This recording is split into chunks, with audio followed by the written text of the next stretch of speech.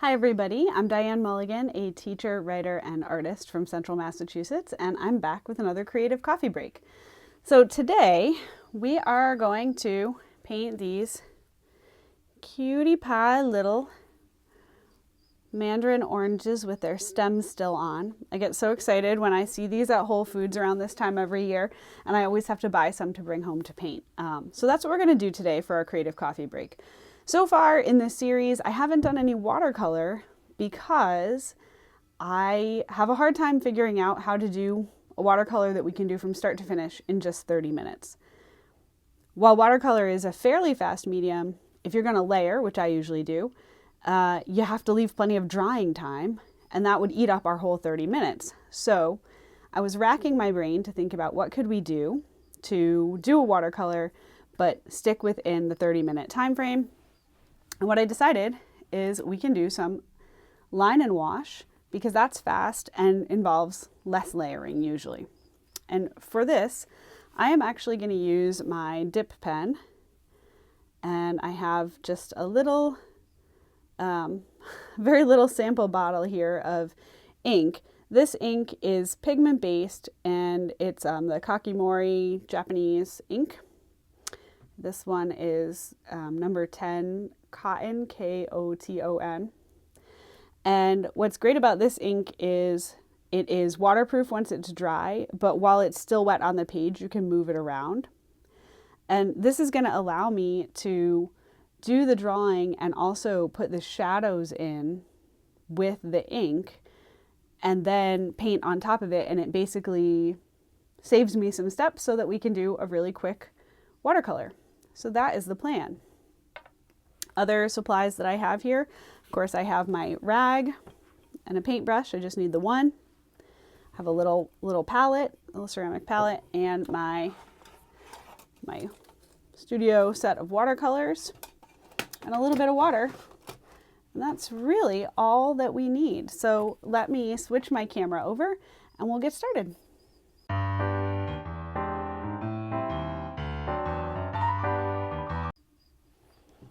All right, so here we are, and I'm going to be working on these from life, of course. I'm going to have them sitting here right in front of me. I will put some pictures in the description box, links to some pictures in the description box below if you want to give this a go. Although I would say if you can find something in your house to draw, that's the best thing. It's always so much better to work from life than it is to use a photograph. And so yeah, if you're able to go grab, it doesn't have to be oranges. It could be just about any simple object that you want. I'm going to try to put them here in a little arrangement, but any object that you want. It can, drawing from life is the single number one best practice that I have found for improving as an artist. So go find something around your house and let's get started. I'm getting a little paper towel here. This is my rag that I use all the time with watercolor. When I'm using ink, I do like to have a piece of paper towel to dab off the pen. And I also have just like a sample sheet of paper here to just make sure I don't have too much ink or not enough ink. The paper that I'm using today, this is my Canson XL watercolor sketchbook. Full disclosure, I do not like this sketchbook. I don't like this paper. I don't plan to buy another of these when I finish it. I like textured paper, so either cold press or rough. This is supposed to be like a cold press, I think, but to me it feels a lot more like hot press. The water really sits on top. It's not my favorite, but it is really good for practicing and quick things like we're doing now. So especially because I'm not going to layer a lot, it's going to work out okay. And also I know a lot of artists do really like this Canson XL paper. I just personally don't. All right, I'm going to go straight in Daredevil style here with ink because I know we don't have a lot of time. And certainly don't feel like if you feel a lot more comfortable and confident starting with a pencil, that's totally fine. And if you've watched some of my other videos, you know that I am a big fan of contour drawing, which is essentially what I'm doing here. This isn't a blind contour, so I am looking at my paper and at the object in front of me. And I'm not doing it continuous line either, as you just saw. I'm fine with picking up the pen from time to time. I'm going to keep it down as much as I can, but I'm not going to be like rigid about it. And yeah, I'm just following the shapes. One really important thing if you're working on improving your drawing skills, don't forget to close one eye when you're looking at an object that you're painting in real life.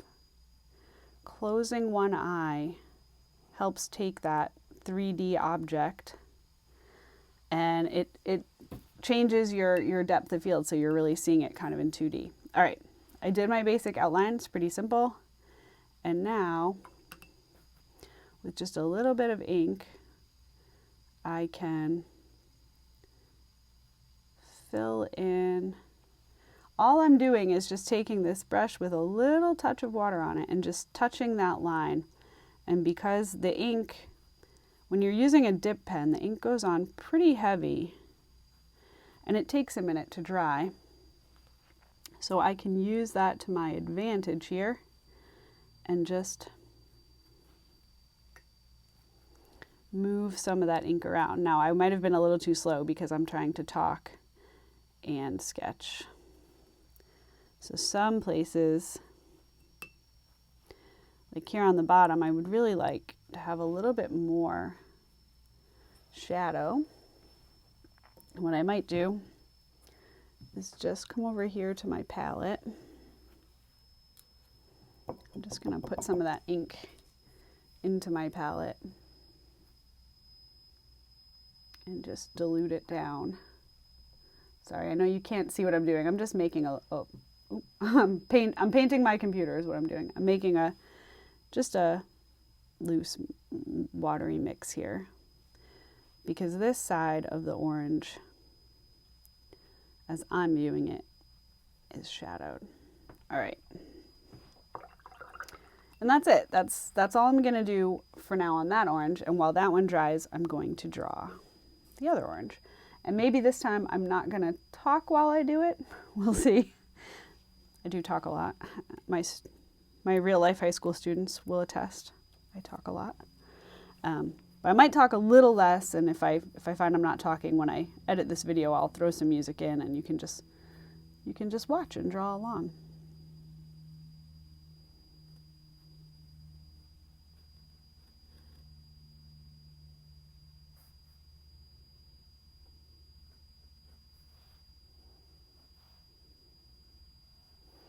Well, the pair of oranges I have, this second one, is much rounder. All right, so I'm coming back and thickening this line. I just want to make sure I have enough ink on there to really move it and make use of it the way that I intend to.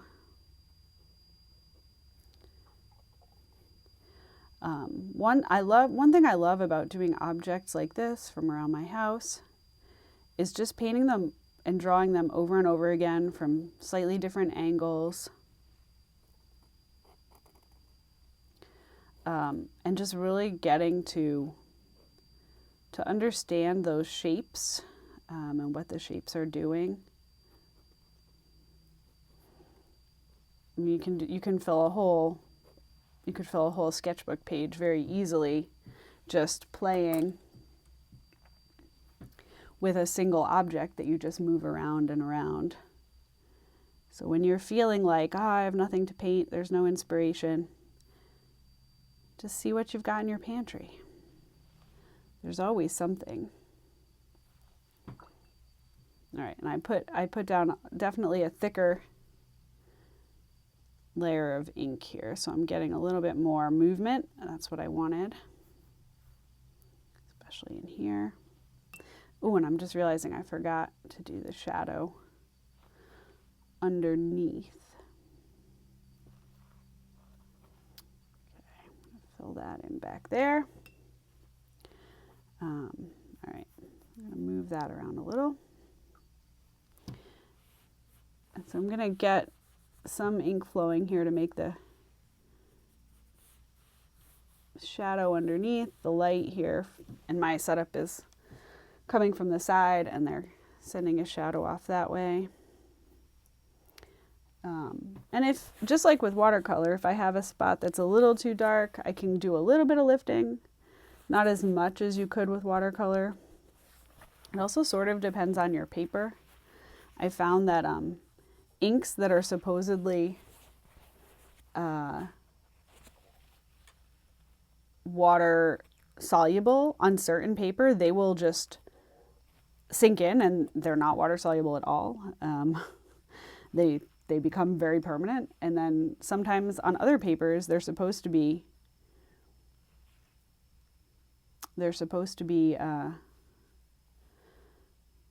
permanent, and then they lift. So it's kind of mysterious. You always have to test out your materials and see how they play together.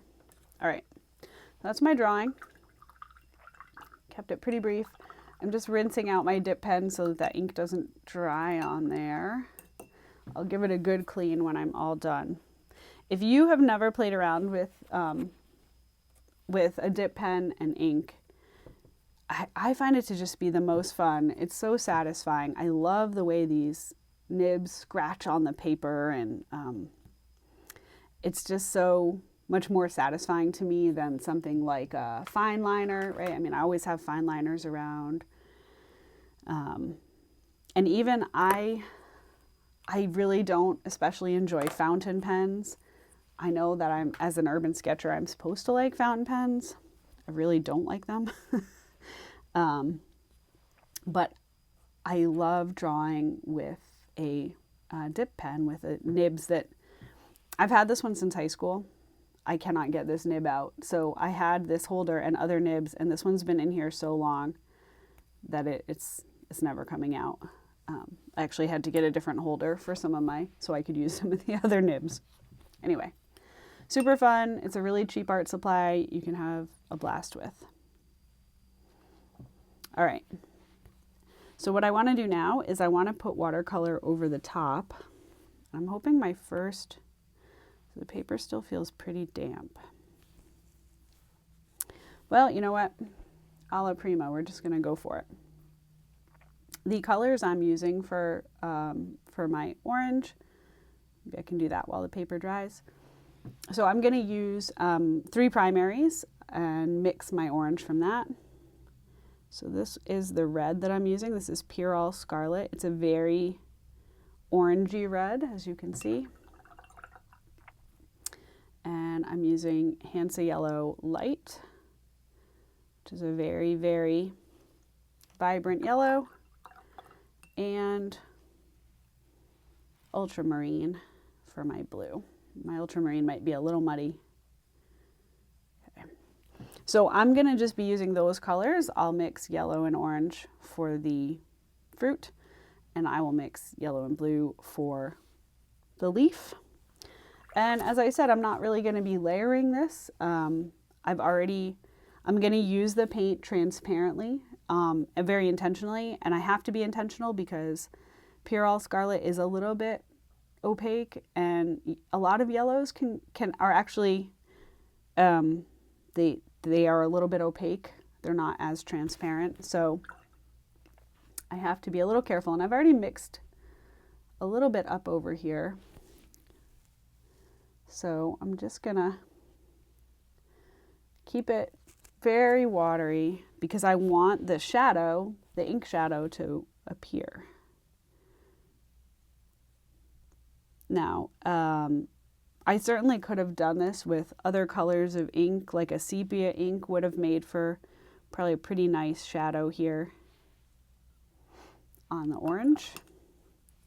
All right, as I get into the deeper shadow, I'm gonna deepen the color, but still keeping it transparent. I'm just changing up the color for interest. And this spot has the most light on it, so maybe we'll make it a little more yellow.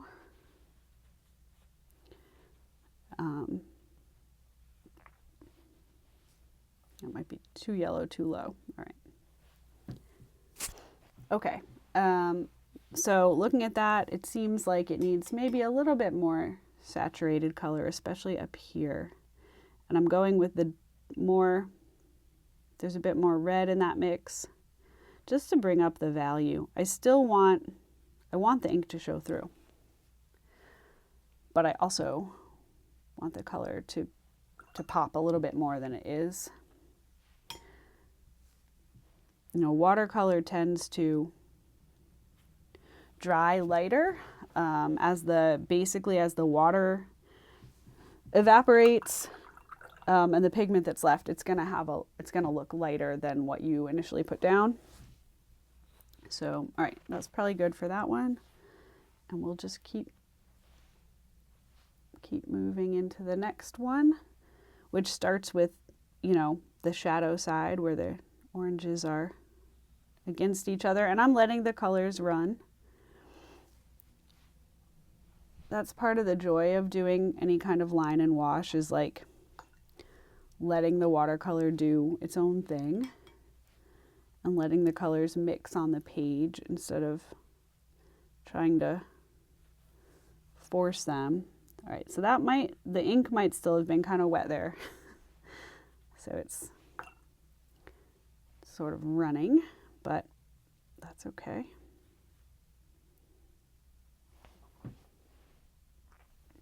All right, that one definitely needs some more paint in there.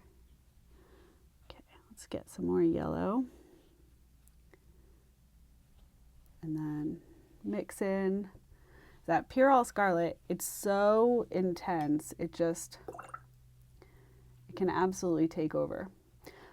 One thing I am doing, you can see on here, this is, I think you can see, it's really wet. I've got like quite a bead forming. When I'm painting with watercolor, I dab my brush out all the time here, even once I've loaded it, if I think it's too wet. So, right, if you're getting too much water on your page, just dab some of that off. All right. Now, you know, it's funny, part of why I'm using this paper, because it's not 100% cotton paper. And in general, if you want your paper to dry faster, which I do because of our limited amount of time, you want to be using paper that's not 100% cotton. So to me, that, like, I'm a paper snob. I primarily use 100% cotton paper. I really don't like these mixes and pulp papers. But if it's like really humid weather or it's cold, then these other papers can be really useful.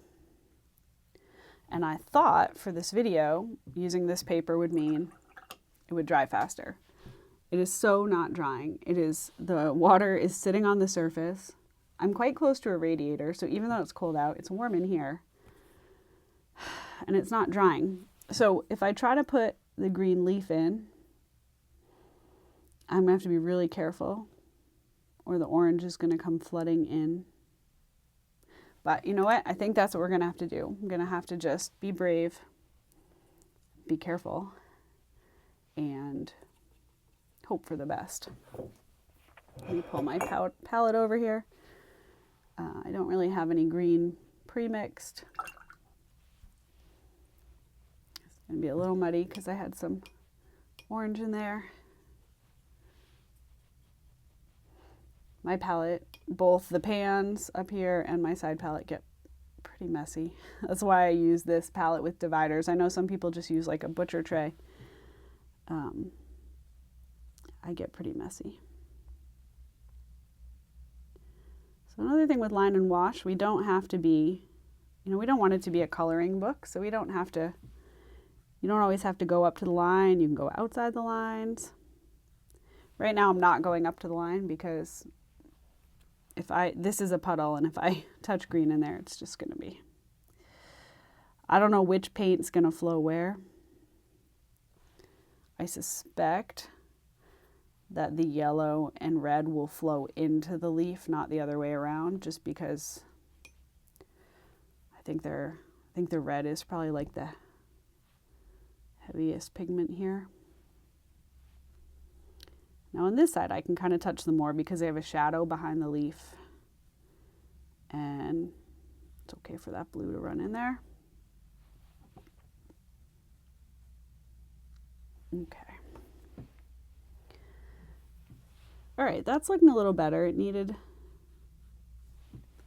a little more life. This is definitely, it's so wet down here. It's gonna really take a minute to dry. So I'm gonna leave it alone, and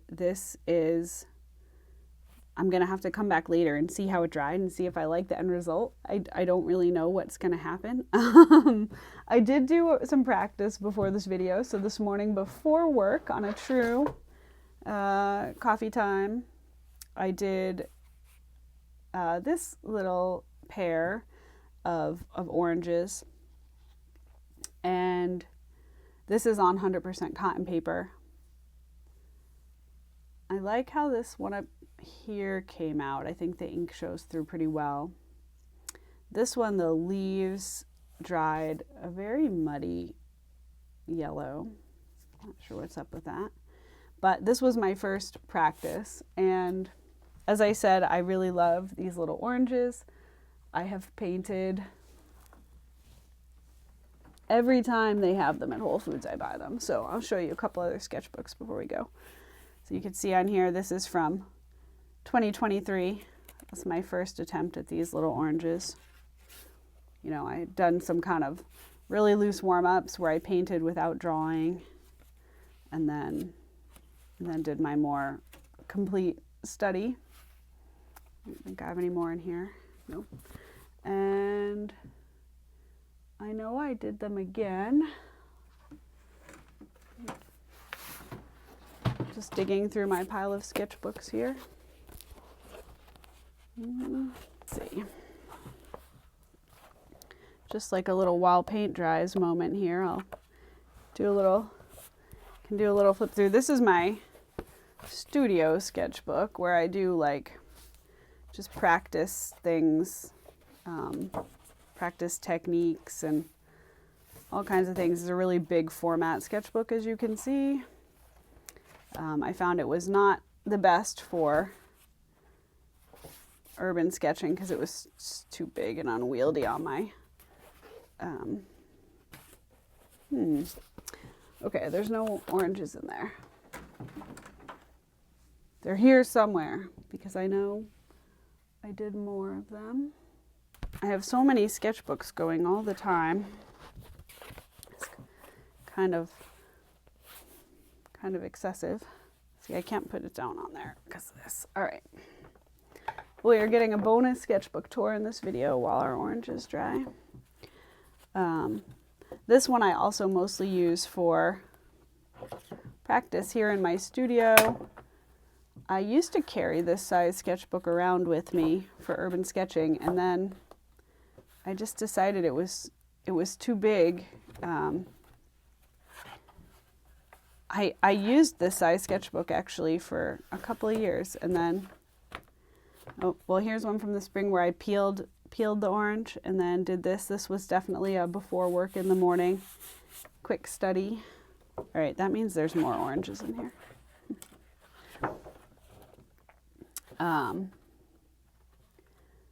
Yeah, I used to carry this size sketchbook around with me for urban sketching, and then it just started to feel so big and hard to manage on my easel. So I have gone to smaller ones. Okay, maybe not in this sketchbook either. Where are all my oranges? Serious. Well, if I find them, I'll post a picture. All right, let's see how we're drying. Okay, so still very, very wet. This paper really puddles up. I'll have to take a picture when it's all dry because I think it's time to go work on some Thanksgiving baking, which is the next thing on my to-do list after finishing my creative coffee break here. All right, once I unplugged from the microphone, I could go look for some more oranges. I still didn't find all of them, but I did find this other spread where I did some value studies here using just one color, which is another great way to do fast watercolor. If you're looking for a way, you have a limited amount of time, but you want to practice with watercolor, working in monochrome can be a great opportunity. And then after I had done some practices, I did this full color one. This one's again from 2023. I have done them more recently, but I can't find the sketchbook. Anyway, as I was saying, there are always ways to make your art practice fit into your life. And so if you are a watercolor artist and you feel like you just don't have enough time, give line and wash a try, especially using ink like this that you can move around, where you can put the shadows in first so that you can do all the color in one layer. It can be a really quick way, and you can get really great energy out of a sketch by doing that. So while I love to paint watercolor in a traditional way where I do layers and let them dry and keep adding, sometimes the spontaneity and energy of a line and wash can be really exciting. So I hope you'll give this a try, and this is the 7th video in my series, so I'm planning one more of these creative coffee breaks. If you like them, let me know, and stay creative.